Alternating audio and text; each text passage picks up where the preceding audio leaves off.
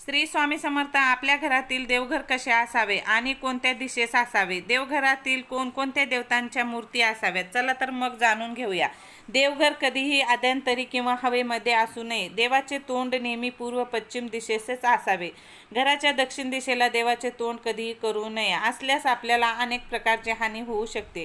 देवघरामध्ये एकाच देवाच्या एकापेक्षा जास्त मूर्ती किंवा फोटो असू नये. देवघरात दक्षिणावर्ती शंख ठेवल्यास आपल्याला अनंत लक्ष्मीची प्राप्ती होते. देवघरामध्ये विष्णू, लक्ष्मी, गणपती, सूर्य, यंत्र, बालकृष्ण या देवतांचा नक्की समावेश असावा. घराची भरभराट होते.